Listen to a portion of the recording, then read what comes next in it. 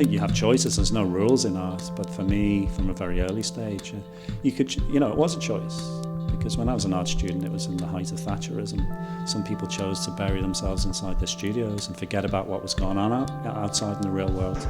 For myself, it was really important to be out in the world and to use art as a way of critiquing what was going on.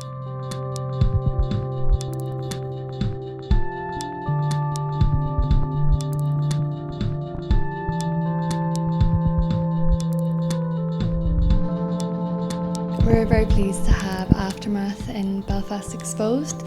This is the last chance to see this exhibition. I believe it's been on a tour from Dundalk to Dublin, Newry, and then finally ending up in Belfast. Even though it's been on this tour in 4 different spaces, each time it's completely changed. And I feel that in Belfast Exposed it takes on a whole new set of contexts and associations in a way as well as being a very different experience for the viewer. I think that we are showing some more of Anthony's portraits in the Beanbag Cinema, along with Elaine Agnew's sign piece, and that's a very immersive experience for someone to walk into, and quite different to how it's been presented before.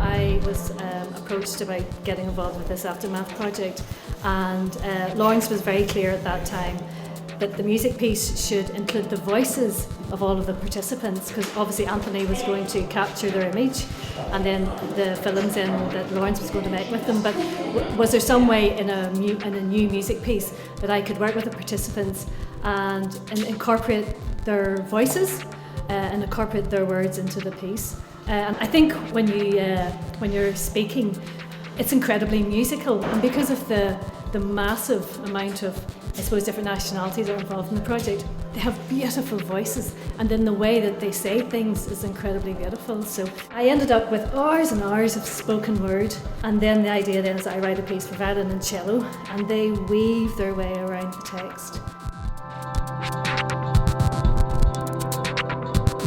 Healing Through Remembering has been looking at how to deal with the past, but we look at it from the issue of the whole of society.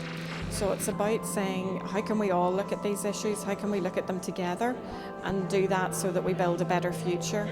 And so that's partly about the big issues, but it's also about the personal stories.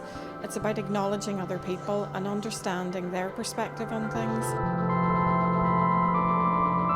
For me, it's the stories of average, ordinary people and their experiences in the conflict and in the peace, and then that messy transition that we seem to be in. I'm looking particularly at the way women experience the conflict and the way they've contributed to peace building, and so much of our attention focuses on what we assume to be leadership, the notables, and not necessarily the middle and average folks, and that's where I think a lot more attention needs to be paid. So exhibits like this bring fresh voices and fresh perspectives and bring a whole part of the community to life, and make it accessible for us.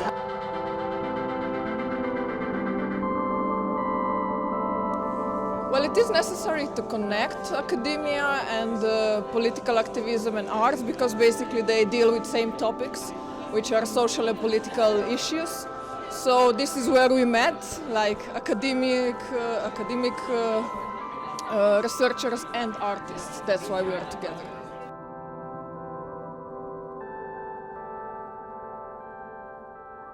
What's interesting when you look at our type of work is that what we are trying to do is what the media and the politicians can't do.